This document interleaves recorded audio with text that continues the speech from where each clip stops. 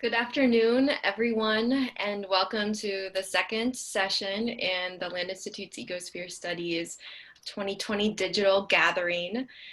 The Land Institute's Marty Bender Nature Area welcomes visitors and invites local community members to connect with each other and the land. The trail also offers expansive views in which we can see this conserved land in the context of surrounding industrial systems. Here is a place to ponder limits. So for our opening contemplative video, we'll have about a 4-minute video from the nature area with just the sounds of the nature area being shared.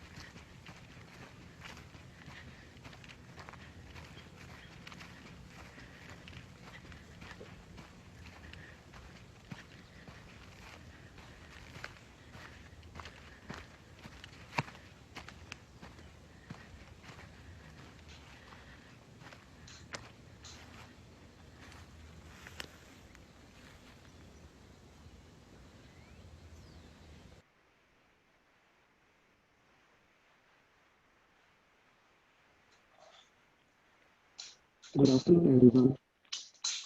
Welcome to the second session of the Land Institute's Ecosphere Studies 2020 Digital Gathering. This session focuses on embracing limits with our speakers Stan Cox and Lizzie Kroll. I am Piyush Lapsekar, research technician with the Perennial Wheat Program. Today, I'm joining from the Land Institute's campus on the lands of Kanza and Pawnee tribe in Salina, Kansas. As you might know, it's wheat harvest time here in Kansas, which means long, hot, and humid days in the fields. But today, the storm in the morning kept us from entering the fields and offered us a break. It's my pleasure to facilitate this session. A reminder to all viewers to enter your questions in the Q&A window as they arise, and I will ask them to our speakers at the end of the session. If you want everyone to see the question, make sure to choose all panelists and attendees from the drop-down menu. You can also send your questions anonymously. I am very pleased to introduce our speakers today. First is Stan Cox, a dear friend and formerly our lead perennial sorghum breeder, but now works with Ecosphere Studies as a research fellow. Stan got his PhD in plant genetics from Iowa State University and worked in USDA as wheat geneticist. Then he moved to the Land Institute to develop perennial sorghum, and this month he finished 20 years with us. He is passionate for helping us see beyond capitalism to avoid ecological catastrophe. This passion has resulted in many books, including Losing Our Cool, Uncomfortable Truth About Our Air Conditioned World. Any way you slice it, the past, present, and the future of rationing. How the World Breaks, Life in the Catastrophe's Path from Caribbean to Siberia. 176-year-old secret, Dynamic Road to Wealth. Sorry, that one was by his evil twin. It's real, look it up. But the most recent book, and also the most relevant to today's session, is the book called The Green New Deal and Beyond, Ending the Climate Emergency While We Still Can. Joining him is Lizzie Crow, who is Professor of Economics at State University of New York in Cortland. She has published extensively in the field of political economy and ecological economics. Her current research is on agricultural revolution and its significance in the economic evolution of humans. Her book, Proving Up, Domesticating Land in US History, explores the interconnection of economy, culture, and the land. Lisi is a Fulbright scholar and a SUNY senior scholar. Lizzie has collaborated with Evolution Institute, the Foundation for Deep Ecology, the Post Carbon Institute, the Population Institute, the International Forum on Globalization, and the Land Institute. So without further ado, let's dive into today's session. So limits. This word evokes strong emotions as we have grown used to the promise of infinite growth. So Stan and Lizzie, can you tell us why do we need to think about limits to avoid ecological catastrophe? Why will the current system in place not be able to transition to an ecologically sustainable one? Well, thank you, Piyush, and howdy, everybody. I wish I could see you. Um, uh, you're asking about limits, Piyush, and the most important limits today come from or are involved with the two biggest causes of trouble in the global ecological emergency: land use, or I should say land ill use, and fossil fuels. Of course, addressing land use impacts on soil, water, biodiversity, and climate has always been central to the Land Institute's mission. But all of humanity's efforts to avert ecological catastrophe by transforming our use of landscapes is going to be defeated if we do not also eliminate fossil fuels and deal with other the sources of other greenhouse gases. So now in Ecosphere studies, we are also examining how to create and live in a low energy society that's free of fossil fuels. And no, I don't mean simply supporting the Green New Deal. For the past couple of years, the Green New Deal has dominated the discussion of climate and what we need to do once the current regime is finally gone from Washington. And it's at the center of everything involving climate right now. The Green New Deal vision is really two things. There's the New Deal part and the green part. The New Deal part has some pretty good aspects: economic safety nets, healthcare guarantees, economic and racial justice. And it's even more timely now, of course, with a pandemic, economic collapse, and all of us focused on racial injustice. One note, the Green New Deal's New Deal provisions are not wholly positive because they don't acknowledge the physical and biological limits that Lisi and I are going to stress here as we go along. The green part of the Green New Deal is even more problematic. It is inadequate, in fact, to the point of being self-defeating. The Green New Deal exists only on paper at this point, and only in the form of last year's joint congressional resolution, which has not been publicly fleshed out. No enabling legislation has been submitted or anything, because obviously it's not going to pass in this Congress. So that's all we have to go on that, and the statements of the Green New Dealers. And the only place that greenhouse emissions are mentioned in the joint resolution is where it says in 3 places to reduce emissions in agriculture, transportation, and manufacturing, quote, as much as is technologically feasible. That is an entirely inadequate approach to trying to drive down emissions as quickly as either the IPCC or the UN emissions gap reports of the past couple of years have said that they have to go to zero. And the Green New Deal has no, in it, there's no plan for doing that. And from what I understand, they're not talking about a direct mechanism for doing that. The implicit message seems to be, let's see how far technology, a big industrial initiative, and the market can take us, and we'll see how far that goes. It's not going to go far enough. It lacks the thing that we need the most, a direct mechanism to drive fossil fuel extraction and burning down to zero by a strict deadline. There's a built-in assumption, not only in the Green New Deal, but shared very broadly through the climate movement, that renewable energy is going to inevitably chase fossil fuels out of the market, whether because it's more desirable or cheaper, or for other reasons. But history and research tell us that that won't happen.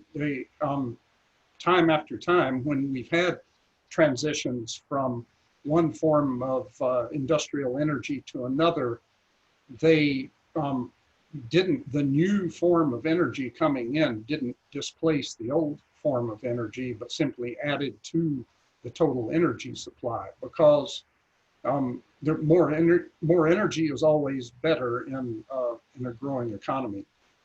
So, for example, at the in the late 19th century, as oil started coming in and was used more and more through the 20th century, coal use continued to its increase in use right in parallel. Natural gas after World War II started climbing. Its use started climbing steeply right alongside the climbs of oil and coal. And then in the past decade, during period, the most rapid period of wind and solar buildup in this country. That new energy is once more added to the total energy supply and did not displace oil or natural gas. The only sure way to drive oil, gas, and coal out will instead be to impose statutory limits on all three of those fuels, limits that decline rapidly over time, and I'll discuss those as we go along. But here's something else we'll have to deal with. If we succeed in that, if we succeed in reducing fossil fuels as fast as is necessary, there's no way that the renewable energy buildup is going to be able to keep up. It won't be able to compensate for the necessarily rapid reduction in the fossil fuel electricity supply, let alone replace the extensive direct use of natural gas, diesel, and gasoline throughout agriculture, transportation, and manufacturing. The bottom line is that for the duration of any effective transition, we're going to be living with a declining energy supply. Excuse me. And we'll never get back to our current profligate levels of consumption. I will paste into the chat a link to what is the best, a very recent summary and the best summary I've seen of why that's the case, that we can never get back to this kind of energy use without fossil fuels. And you can't miss it if the URL is longer than the Gettysburg Address, so it'll be there in the chat. To say we can never have this much energy ever again sounds like a bad thing, but it's not. As Wes Jackson, hi Wes, has often said, our access to seemingly limitless supplies of concentrated energy has allowed us to become more and more efficient in the exploitation and destruction of humans and nature.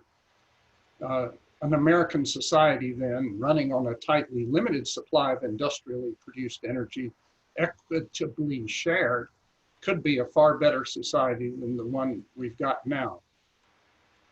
Is that right, Lisi? That's right. Okay. So I guess that's my cue. I'll hand it off to you. I'm going to try to put the conversation into a broader economic context and talk about the problems of limits for an economic system such as the one we have. This war, incidentally, this war between economy and earth is an old war.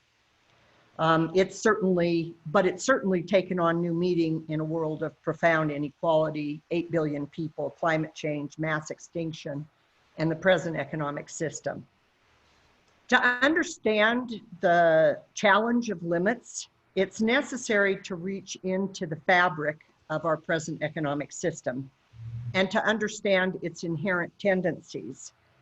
I have to say it's difficult to explain this in just a few minutes, but it's important, I think, to understand that the system has a certain way of functioning and it has inherent tendencies. And it's important to connect those to the issue of fossil fuel and the use of fossil fuel. So bear with me. This is kind of one rendition of this story. Think of profit as a particular form of surplus.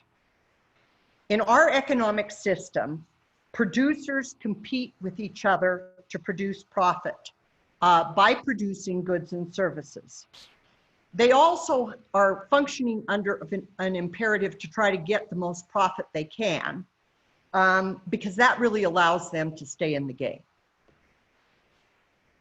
To that end, it's actually necessary to utilize workers ever more efficiently, that is to control them and to exploit the natural world, and to avoid paying workers much.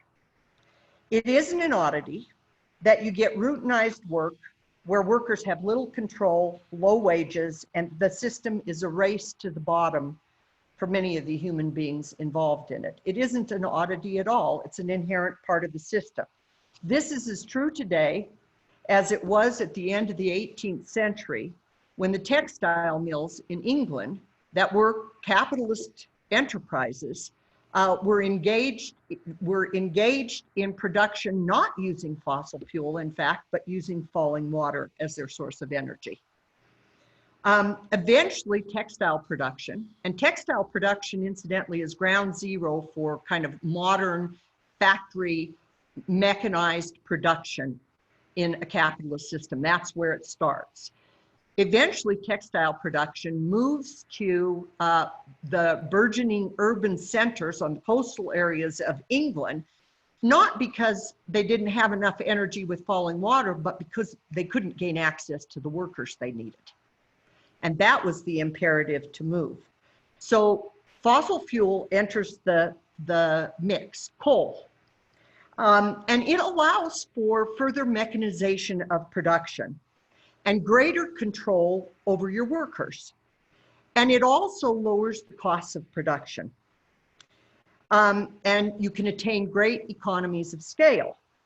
So more mechanization means greater sunk costs in factories, ever greater need to control workers, because the last thing you want are a bunch of uppity workers that are going to shut down your production process because you've got a lot of money invested in that equipment.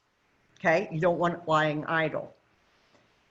And because the system now produces massive amounts of goods, and because there are continual problems with holding wages down in the competitive battle, and for other reasons, you get a problem of overproduction.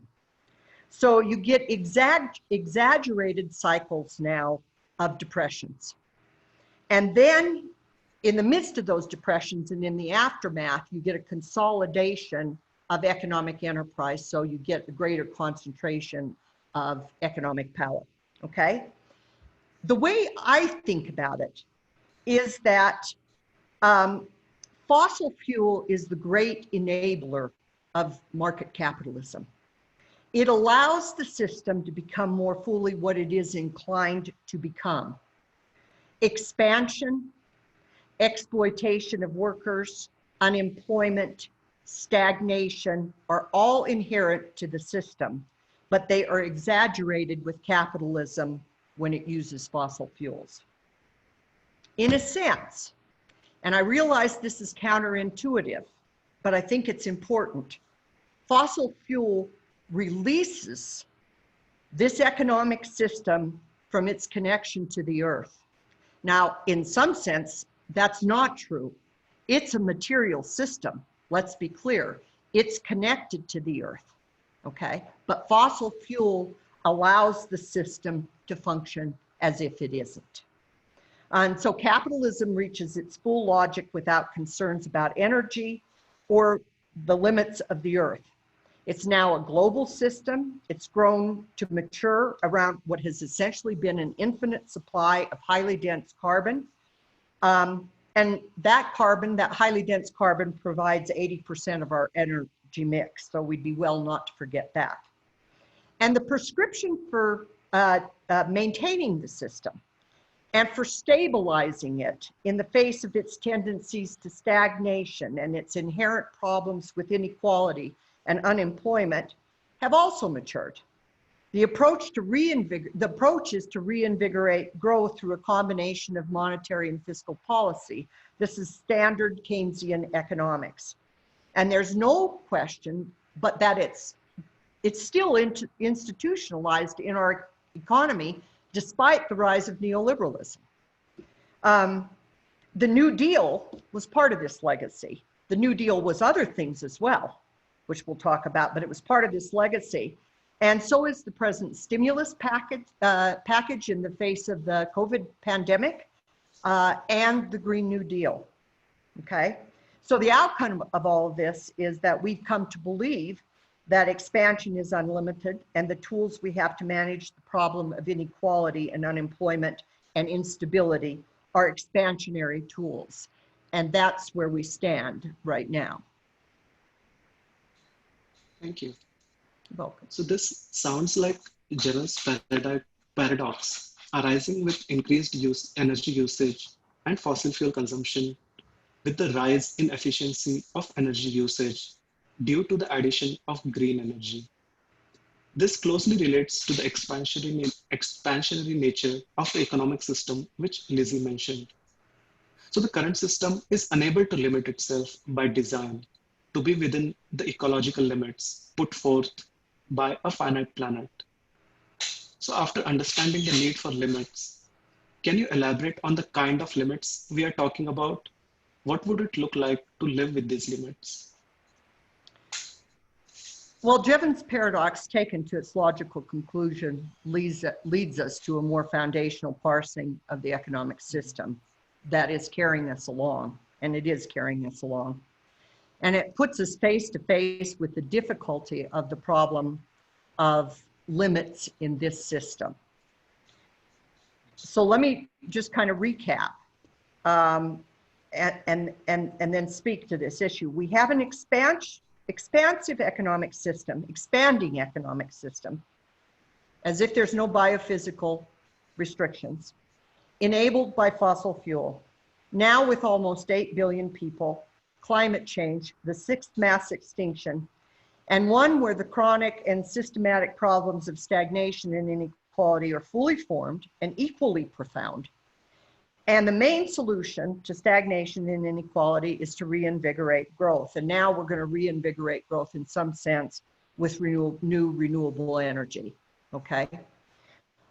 We are stuck in a profound contradiction, because the contradiction is that we have to simultaneously grow and degrow the economy. That's, I think, the contradiction that we find ourselves in. How do we deal with that contradiction? Well, we've always done, or we've done for many years, a lot of things to try to deal with that contradiction. We try to internalize externalities. We try to put prices on, ecosystem services and natural capital, two terms that I actually hate to use. We try to account what's not accounted for in the system. We have institutions to contain and manage the system, the EPA, the Forest Service, the Bureau of Land Management, zoning laws. All those kinds of things are institutional arrangements to try to manage this system that's constantly expanding on this limited planet. Now, these all need to be reinvigorated, but let's be clear, they're not revolutionary. They need to be reinvigorated. They've been eliminated, pretty much eliminated in the recent administration. But we also need to take much more dramatic steps to moderate the problem of wealth and channeling it into investment, and the inequality that's created in the wake of that wealth. And we need to try to moderate the inequality, not through growth, not through market mechanisms, but through other mechanisms, non-market mechanisms. So part of the Green New Deal was to expand social safety nets, okay? And we need to continue and expand that process. So universal health care, basic income, access to affordable education, the institutions to provide the kind of care work that needs to be provided in the economy. We need all of those kinds of things. But to live within limits and to think about how we live within limits, we ultimately have to understand the limits of our economic myths. I think we live with economic myths that we fail to recognize, and we need to recognize their limits. Let me just take you through a few of them. The myth that the market will make the necessary adjustments with a little tweaking. That's a myth in the face of what we confront. The myth that the entrepreneurial spirit is captured by the market for the betterment of humankind is a myth.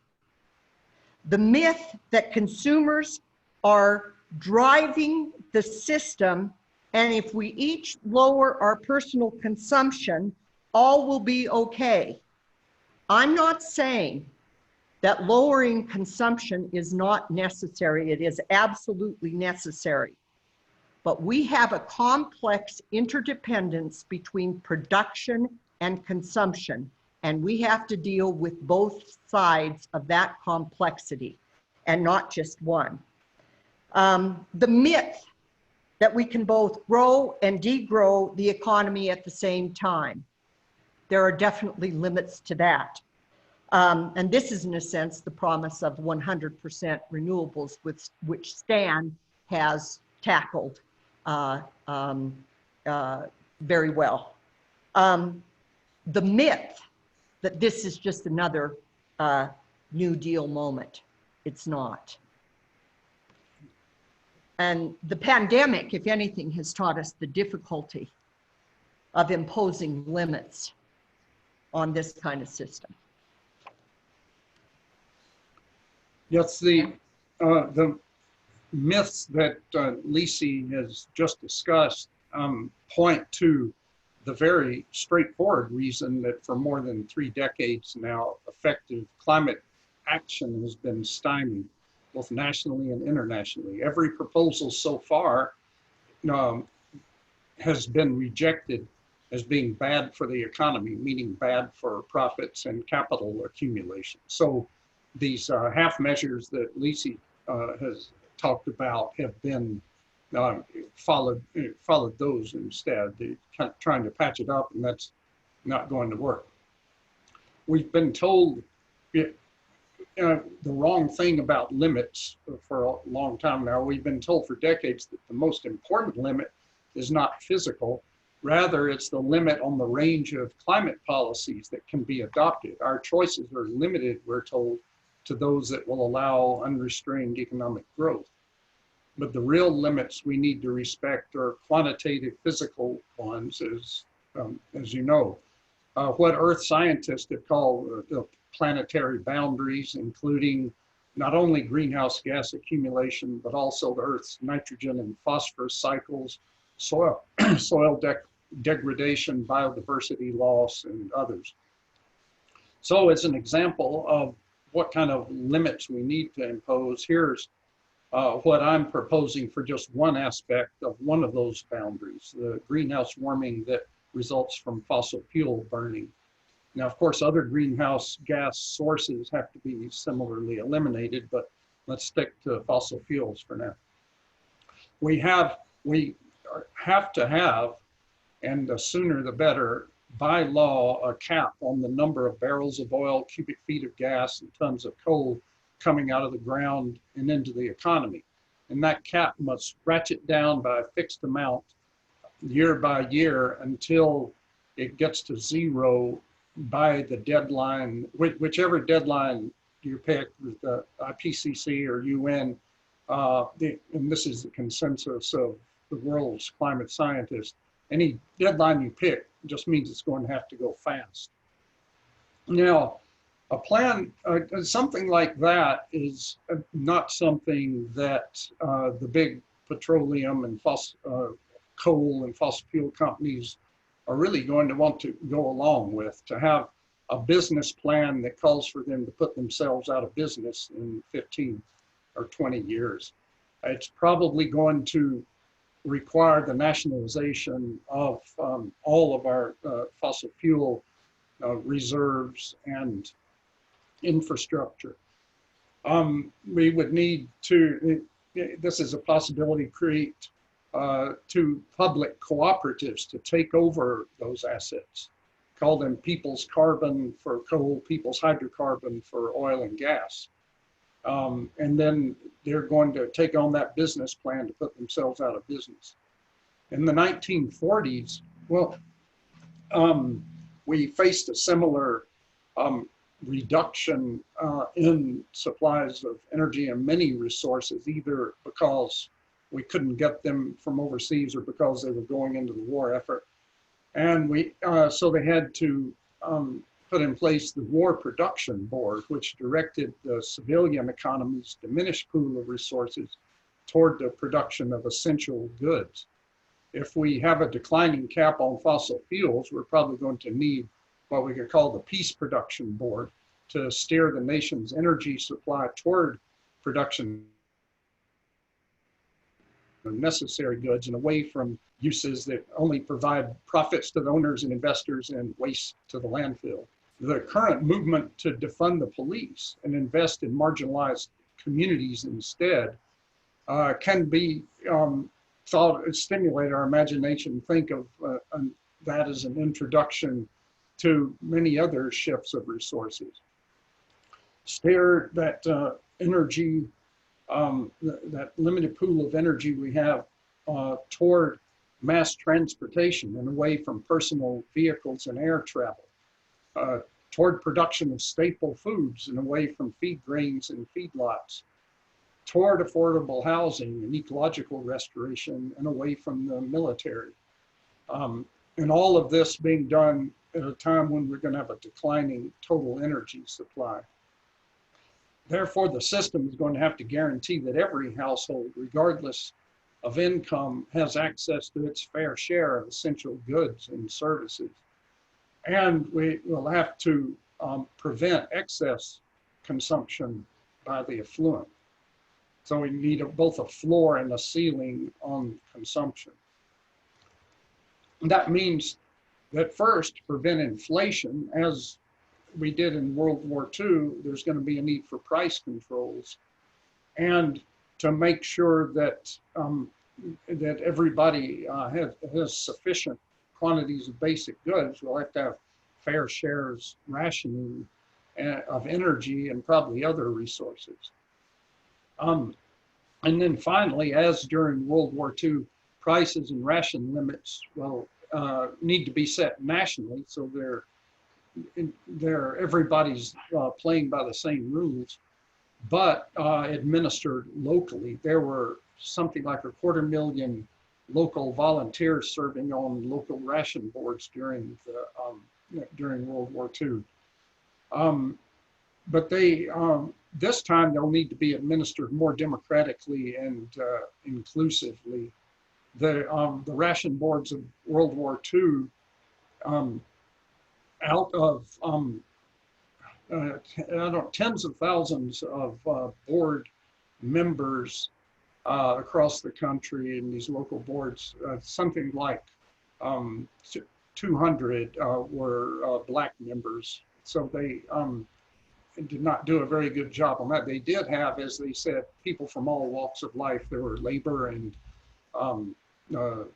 people who worked in the domestic economy and there were more farmers, I think, than anything. But clearly that was another time. So this time around, instead of being appointed, they should be elected locally for one thing, and will need to be much more representative of the area where they are making rationing decisions. Go ahead, I'll add a Lisa. few things to that. Yeah. We're not going to make any headway on any of this without proper social safety nets. Yeah. People can't feel insecure and hope to make the kinds of changes that we need to make. And so I just reiterate, part of the Green New Deal was an expansion of the social welfare system. We need a dramatic expansion of the social welfare system because the employment opportunities in this economy are not sufficient to keep people out of poverty. That much is very clear. And to provide them with the kinds of things they need, like access to health care. And so expanding those social safety nets is crucially important to get people on board to engage in more dramatic kinds of shifts. So I'll just add that. Thank you. I think both of you touched upon a little bit of my next question, which is about how do we ensure that the limit of justice is respected as much as the limit of biophysics? And we have a few minutes, so if either of you wanted to add anything to it. Yes, that's a good question. The um, pandemic, as we've seen in recent months, has laid bare the economic and environmental justice that was already endemic in the United States. And it's made clearer than ever what Lisi was just saying, that there's a necessity for things like a federal jobs guarantee, health care, universal health care, single payer, living wages, universal basic services, which would ensure access to essential goods and services regardless of income. But when we come out on the other side of the pandemic, returning to business and returning to business as usual and limitless growth are going to be, once again, top priorities for the corporate and government sector. And so the one thing that we don't want to do is restore business as usual and restore all the inequalities and injustices of that. And it's unrestricted growth that already lies at the root of our worst problems. So if we do restore 3% annual GDP growth, that would double the size of economy within 25 years during the same decades when we have to be deeply reducing our use of energy and material resources. Restoration of GDP growth after the pandemic won't make our society more just or humane. What will improve the quality of life is, for millions of Americans, is to cure the distortions of economic power and the cruelly high level of inequality that persists here.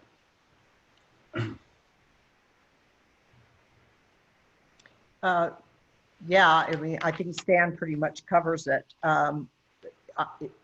Just in general, economic justice right now means limiting the reach of the market. It does. And we have to understand that in our conversations, in our thinking, in our discourse, in what we imagine, and in our solutions. And I think it's imperative to be vigilant about that. So for example, the Green New Deal promises job growth, and we need jobs, we do. But we can't resolve the problem of inequality through job growth. We never have, and we're not going to now. So those kinds of problems of inequality are not met through a market solution, which is to grow jobs, okay? They have to be non-market solutions. Another kind of example, just think of our conversations about sustainability. Another word I've grown to hate. You know, when you have conversation about sustainability, ask yourself a simple question. What's being sustained?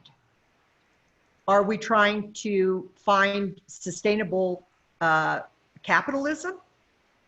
Or what is it we're trying to sustain? And I think it's always good to try to ask that question. And I think that you have to understand, again, I'll go back to this, that the market system has never eliminated racism and sexism in some sense. I think racism is the worst problem. It's maybe done a little bit better with sexism. Rather, what it usually does is it plays on those. It plays on those divisions and uses those divisions to its benefit.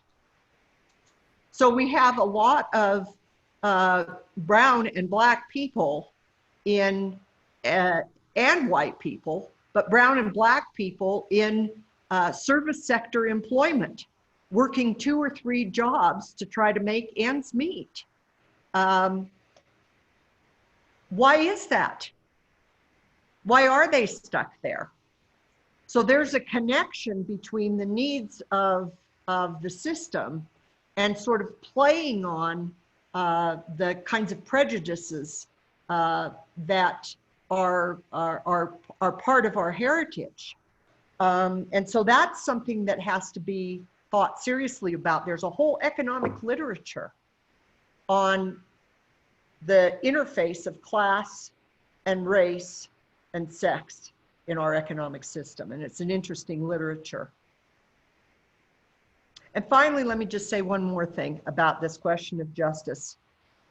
I think we have to confront this conversation about globalization. I don't know where along the line the progressive people lost the conversation on globalization. The International Forum on Globalization initiated protests against the World Trade Organization, NAFTA, all of that in the early 90s. What happened? Well, globalization occurred and all of its problems. And then the critique of it was co-opted by the xenophobic rants of an irrational sociopath. We have to try to get on top of this because there is actually an important conversation for the future of the earth and the question of limits and issues of equality around globalization.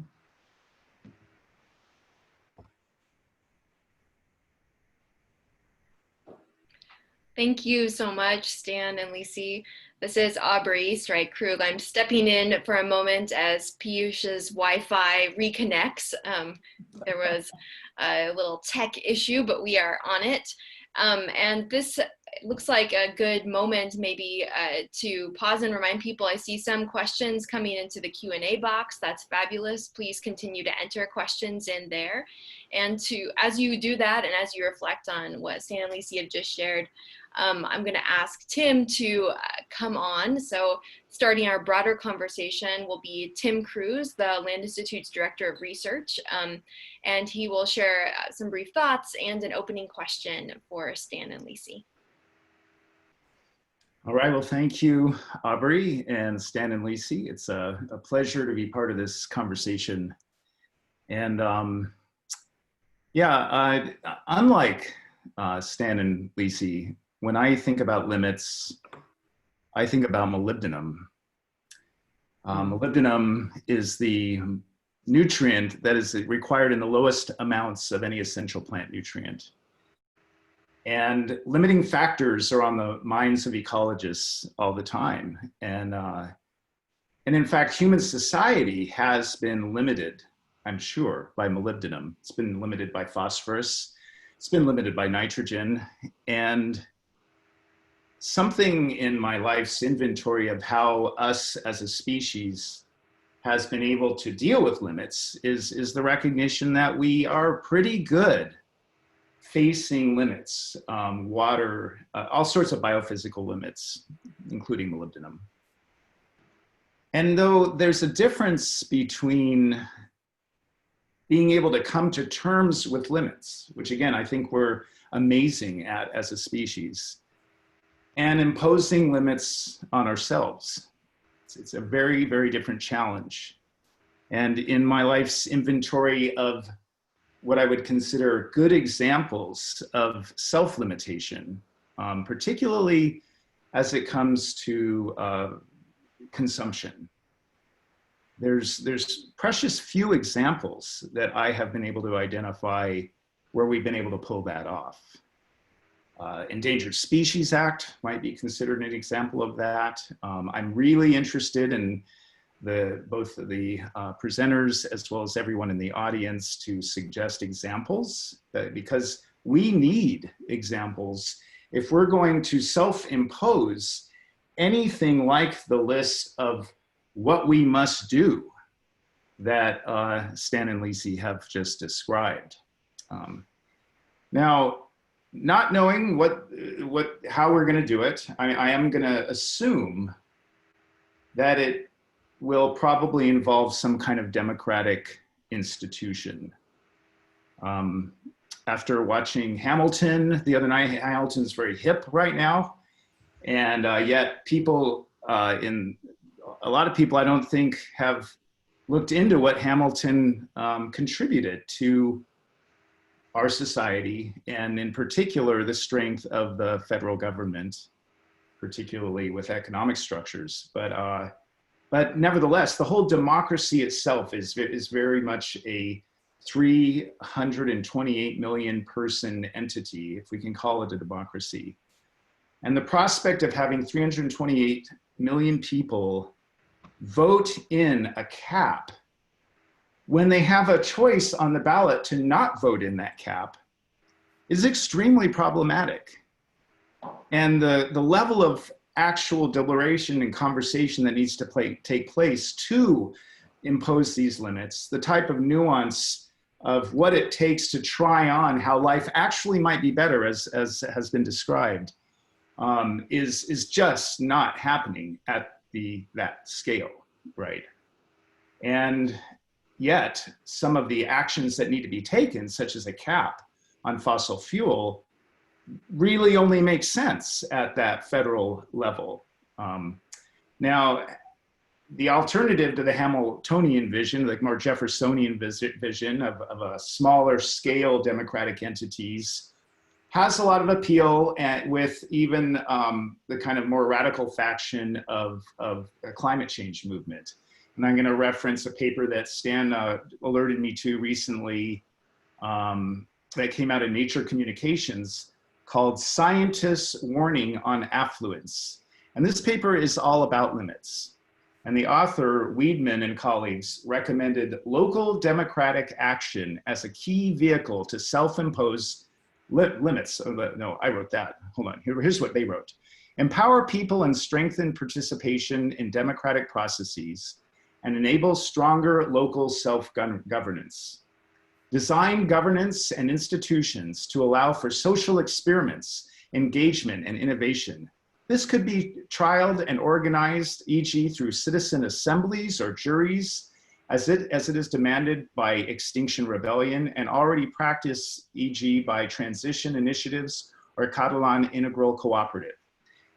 So there's a strong pitch towards local control, local empowerment to come to terms with regionally meaningful limits, which I myself am very attracted to.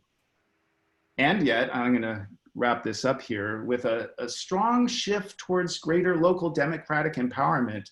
Would it result in some very dangerous social regression in some regions? I'm looking at the United States right now, affecting race and gender equality, social justice and equity. And these challenges might be matched with economic consumptive challenges that are hatched at the local level. We're a very diverse country. And I would be worried at a certain level if we abandon federal control on everybody. Not that that's gonna happen overnight, but it's a matter of where would we really benefit from shifting to a local level? Could we, and what are some of the implications of that? So to the panelists, if you could talk about how we're gonna self-impose these limits, and particularly the scale of democratic decision-making, I would love to hear what you have to say. Do you want to go first, Stan?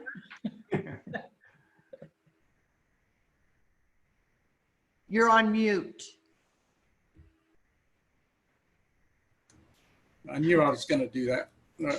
I think those authors of that scientist warning on affluence are right, that all of those are much needed, important kinds of local actions and local organization that have to happen. But what I wrote in the book, and I think it's a fundamental thing, is that we should not let the political difficulty of having a national fair limit applying to the entire country to everyone, the kind of limit I described. We shouldn't let the difficulty of achieving that stop us from talking about it. I think Bill McKibben, Naomi Klein, everybody who's out there, even Al Gore maybe, and Extinction Rebellion, everybody in the climate movement should accept and recognize that without a universal limit that has to be legislated nationally, that we can do as much local action as we want to, and it will make things better, but it will not keep uncontrollable warming of the earth from happening.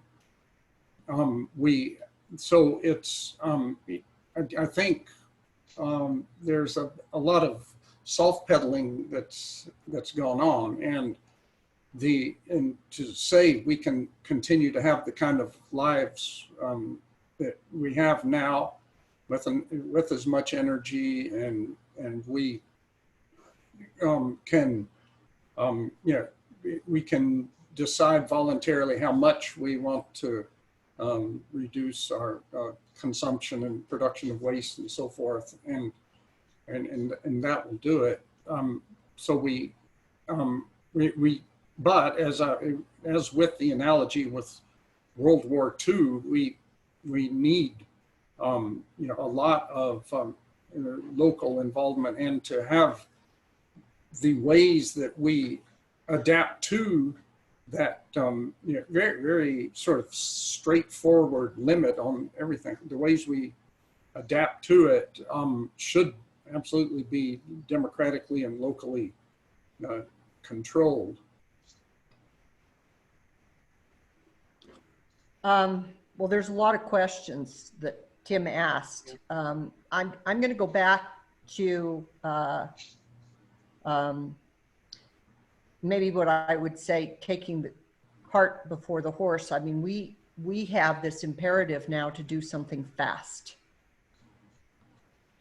And I truly believe that there are preconditions before we can successfully put a cap on carbon. And those are the preconditions that I talked about. People are not going to are not going to vote for a cap on carbon if they feel economically vulnerable. And so creating a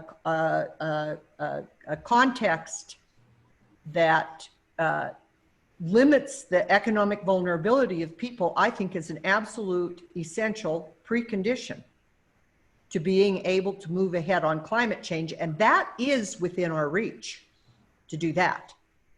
We can do that. In terms of democratically run, localized boards or groups to try to deal with kind of limits and allocation, I will say this about it in terms of race and gender. As long as you have people working 2 or 3 jobs, or as long as you have people who are have the primary responsibility of care work for young children, for older children, for problematic children, for parents, all of the many aspects of care work, as long as you have certain groups that are allocated to those tasks primarily, you will not get participatory democracy where they will be represented, because there won't be any time for them to serve on any board. And that is a simple matter of time. And so once again, expansion of our ability to help people have the time to engage in that kind of civic activity, that's an economic problem that has to be dealt with. That's within our reach, to be sure. That's not out of the reach of what we can do. I think it's better when we think about, is there any society that has ever imposed limits on itself? I don't know the answer to the question, but I don't frame the question in that way. What I try to think about is, are there societies that were structured to function on the basis of low or no growth? Did they have, or can we employ feedback mechanisms that are different? And the classic example of that, and I realize that it's somewhat irrelevant today, it is and it isn't, but is the 200 to 300,000 year period of time where we were hunters and gatherers. Now, I'm not suggesting we were entirely ecological, and I'm not suggesting that we didn't expand at all, but I am suggesting that we lived in very low population density and the expansion was very, very low. And that's because the feedback mechanisms in that kind of economy were such that it controlled expansion. And so I really think that it's important in this conversation to start to think about the structure of the economic system and the feedback mechanisms in the structure of that economic system, and to try to get under those as a way to try to deal with this problem of imposing limits. And then on a more metaphysical, I don't know if it's metaphysical or what it is, but I talked about myths before. We need different myths to guide us. And so I think there is a spiritual and cultural kind of impulse in us that remains somewhat untapped. I'm not quite sure how to tap it, but I do believe that it's there because we're now dealing with an existential crisis. We can't even explore our own existential problems in the world that we have before us in a productive way. That's a problem. And that's a spiritual transition that needs to take place, and I'm not sure how that happens. It's probably happening slowly. So thank you, Stan and Lizzie, for that thought-provoking discussion. So I see we have 20 more minutes and lots of questions. So I will use my facilitator's privilege to try to combine them and try to get to most of them. So first of all, one of the first question is about political strategy, and it deals with question from David Norlin and Jacob Miller. So it goes, the Green New Deal resolution was dismissed on a 57-0 vote. Its very mention causes a visceral reaction for most people on both sides. I'm perpetually fascinated between what is radically necessary and politically pragmatic. What is the best way to amend Green New Deal resolution or concept without sacrificing all of its integrity or need, to the point where it might receive one yes vote if introduced in a year? Either of you can take that. I'll let Stan take that one. Well, you look what has happened over the past few months, where we, I finished the book just before the pandemic hit, and I wrote in the book, wouldn't it be amazing if the majority of people of air travelers struck, and you had an air travel strike and brought down the air industry. And little did I know that within a couple of months that would actually happen. Of course, that was involuntary, but we have seen large majorities of people wanting to continue having a lot of restraint on our economic activity and wanting to have the safety nets that Lisi's talking about. So, and protections so that we can exercise that kind of restraint. We're seeing large majorities supporting people who've been in the streets for weeks on end, demanding that finally, after these centuries, that we finally have racial justice in this country. And because people have responded to those things, doesn't mean they're just going to say, oh yeah, climate, need to do something about that too. But in a way, it's a similar problem because it's kind of like mask wearing. If, as you know, when you individually wear a mask, you're not, and others aren't, you aren't actually protecting yourself very much. And that it needs to be universal to be effective. And it's going to have to be the same with reduced consumption and so forth. Everybody's got to do it. People need to be really scared out of their wits about climate. And that's where the hard part of it is. That's where the hard part of it is, that the effects of what we do now are going to be seen in 3 decades from now. And but I think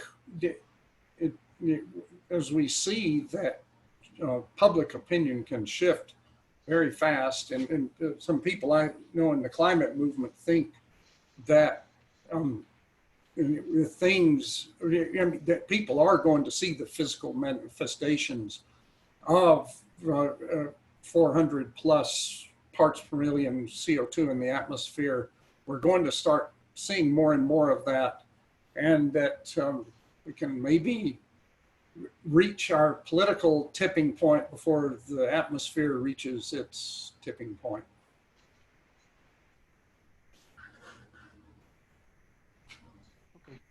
I'll move on to the next question. So this is from John Head. He asks Stan, we need federal national level imposition of limits in order for limits to be workable and enforced.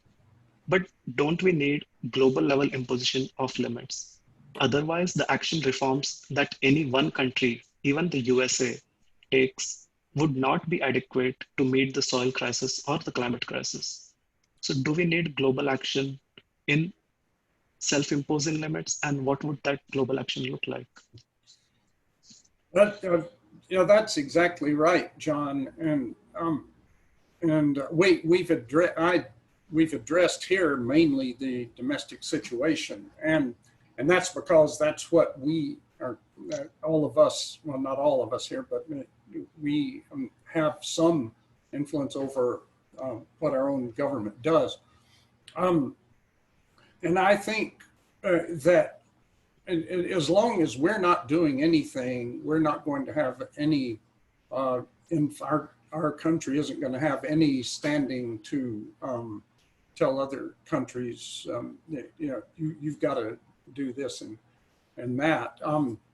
But here's what I think we can do besides setting an example. The world's largest historic emitter needs to be the first to do it. And if we, and there are a lot of other things in which the best thing we can do for the rest of the world is to stop doing what we've been doing for a long time, including driving emissions down to zero, because as you know, most of the people who are suffering already the impact of those historical emissions are in the global south. We need to stop imposing phony carbon offset projects in communities around the world where it's a selling of indulgences where we can supposedly cancel out the emissions from our taking an air flight by supposedly by paying to supposedly protect some trees from being logged somewhere. We need to stop treating the people of the global south as nothing more than cheap labor, and reduce our military presence around the world for sure, and reorient the military toward disaster recovery and prevention, and force, a very important one, force financial institutions to forgive debts in the South. And yeah, that's not going to guarantee that, let's say, China or Poland are going to reduce their emissions as much, but it will it will give us a lot more standing to try to lead in having effective direct elimination of fossil fuels and the other stuff I was talking about. I don't have much to add, except I think Stan's right. You lead by example, and doing something here gives us more credibility in a global conversation. And a global conversation can't take place without conversations about forgiving debt and reparations for the past. I think we have to come to terms with that, because, you know, we're responsible for something like 28%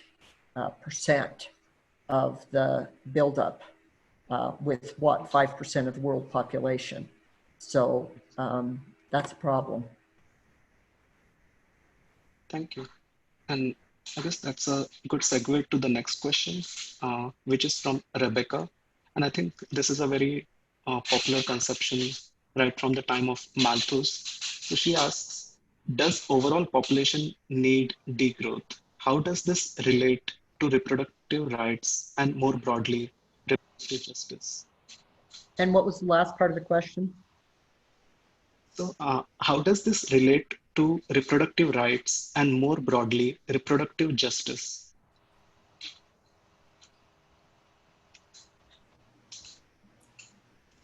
You see, I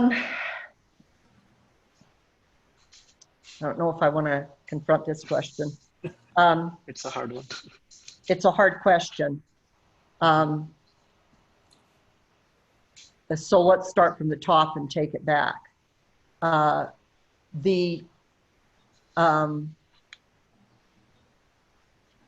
It's not sustainable in any but the most optimistic person's imagination to have a world where 8 billion people can live and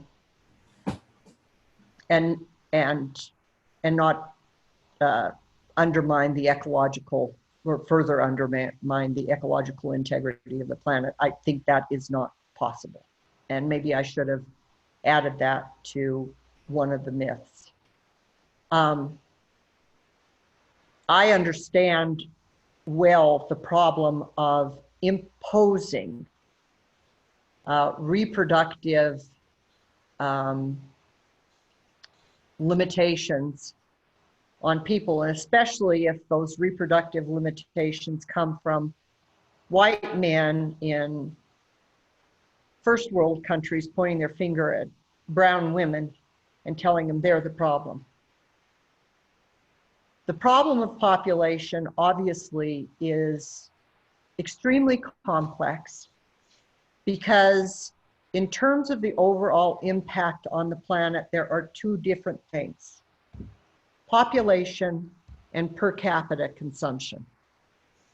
They're both important. But that is not to say that we can, I'm not sure we can bring down the consumption of the wealthy and do our kind of, economic justice for everybody maybe we need to think about that. What does that look like, and where does that leave us in terms of the impact on the planet? We have two problems. We have a problem right now of population, and we have a problem right now of overconsumption by the affluent. Okay? It's not an easy problem to confront, but to think that we can have 8 billion people on the planet I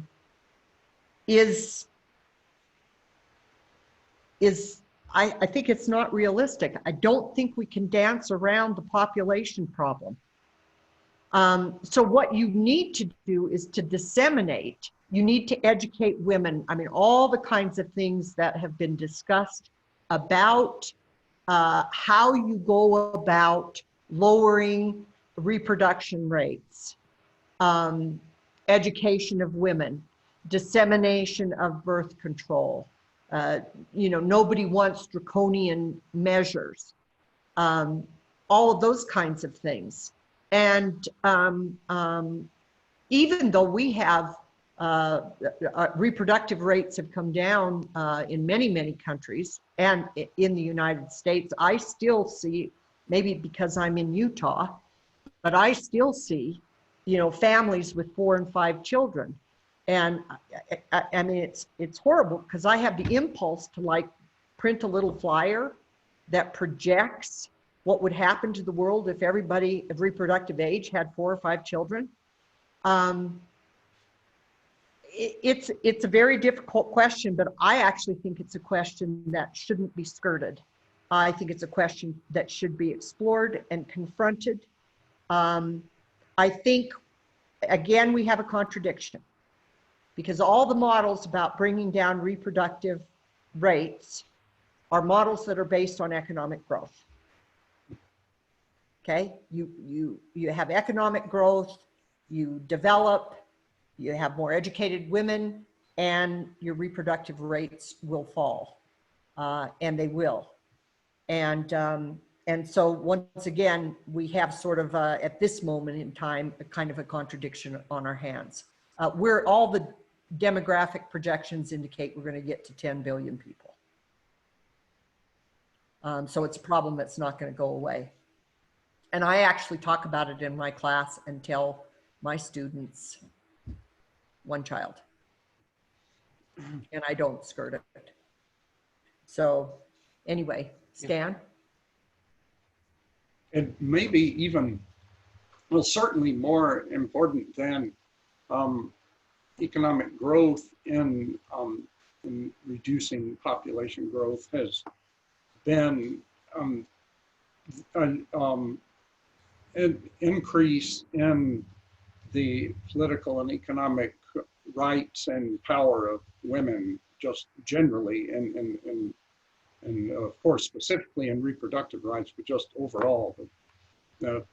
Where women have gained more power, you have slower population growth. And regarding the growth in affluence versus growth in affluence versus growth in sheer numbers of people, we don't have, except for the factors we've mentioned, access to birth control and women's rights and so forth, we don't have any direct means of that are at all humane or acceptable to slow population growth directly, whereas it is conceivable that we can cut down on consumption, per capita consumption, and emission of waste and so forth. And so we can go ahead and do that while promoting these other things that will encourage a slowing of population growth, and keeping in mind that given per capita per capita consumption, one person or one family, a child born into a middle class or upper class U.S. family is equivalent in the total, whatever it is, CO2 emissions, anything is equivalent to 10 children being born in a family, say in Botswana. So, we really need to take very seriously every child that's born in this country as someone who, as they grow up, is going to have to consume and emit less per capita. Let me also just say, in terms of education, it's amazing to me how little people understand about population dynamics. They really don't understand it very well. And you have to understand something about that to understand the explosive dynamic in population growth. And so I think just kind of general literacy and promotion of literacy about population dynamics is absolutely crucial for people to understand what's going on. You'd think that we would have all learned a good lesson about exponential growth here in the past few months, but a lot of people are not learning. Certainly a lot of government officials are not understanding exponential growth. Yeah, thank you both for taking that hard question. And Lizzie, I agree. We should not skirt away from this hard question. So I think in respect of time, I will ask the last question, which relates to a behavioral or psychological inspiration. And I think multiple questions relate to that from Casey Stewart, Aaron Rizzer, and Nadine Barnicle. So how might we as a US society get beyond the very real psychological and behavioral change barriers regarding how many individuals feel that suggestion of limits is impingement on the personal freedom?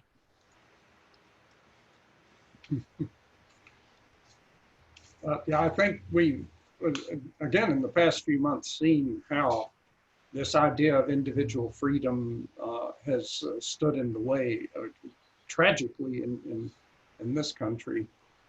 But in the case of the virus, though, you look other countries that are not very different culturally or economic level and so forth from ours, have completely, have done what they needed to do and are doing fine.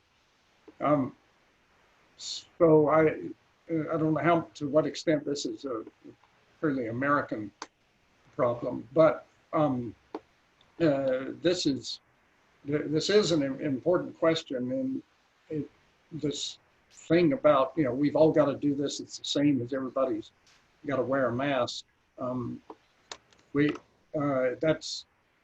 It's going to be dicey in the good old USA to try to get the idea of the importance of collective action, to be accepted by.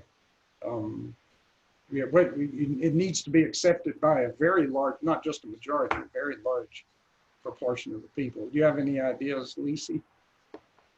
Well, I can't help but believe, and I think this is probably a biased answer, because I have had a particular situation with the pandemic, and it isn't. I realize that my experience can't be extrapolated to everybody. For example, people with young children trying to manage the situation, working from home. But I do think, in the face of the limits set by the pandemic, I can't help but believe out of that will not come some kind of evaluation of, limits that have been imposed that maybe people think, oh, well, that wasn't so bad, or that was good. I think all the limits that people have had to confront in the past several months, I think they won't be perceived as all bad. Um, Even people staying home and not being able to spend money, in a sense, when people look at it and assess it, they'll assess whether it actually brought down the quality of their life. So I think that there may be some spillover in that way that will affect our state of mind and our assessment of the issue of limits. I also think that it's important, and I do this when I teach my economics classes, to really make people understand that their sense of freedom may not be as free as they think they are. So we have this sense about the market system, the individual. The good thing about the market system is that you're free to do what you want to do. You can consume what you want to consume. You can get a job where you want to get a job, but then I say, but do you have a choice about whether you get a job or not? And if you're consuming exactly what you want and your tastes are your individual tastes, well, everybody take out their cell phones and let me see your cell phones. And why do you all have exactly the same kind of cell phones? So I get people to think about how they're integrated into a system, that their sense of freedom is not, they're not sometimes as free as what they think they are. We're all governed by an economic system. That much is clear to us. We're being carried along by it. And so I think it's important just in the teaching, for example, that I do, to get people to think about that. And Piyush, if I could add to that, one positive development during this time to me has been that for the first time in my lifetime, the whole country has been weighing what are essential goods and services and what are not, because we're facing an emergency, and so we've got to decide what can't we live without and what can we live without. And so I really hope that can kind of plant the seed for us in dealing with the climate emergency, to determine, okay, we've got to invest energy in these goods and producing these goods and services. And then if there's room left in the budget, then there are other ones that we can produce. And then there are a third class of goods and services that we're not going to have anymore because it's not in our budget. People have, well, I would have said back in early May that people are very, they're willing to think about those things, but recent events, it looks like it's going to be a harder sell to convince people that there are certain things we have to give up. But the idea of what's essential and what's not is kind of anathema to a capitalist economy in a non-emergency situation. So it's all a matter of convincing, facing this as an emergency. Thank you. And I think a comment by Julian Warren also might help, where she talks about using narrative terms like speaking in terms of abundance and gift economy reciprocities, which might help with the psychological transition. Mm-hmm. And right. I would want to apologize for questions I was not able to get to, but I think we are beyond time for the Q&A.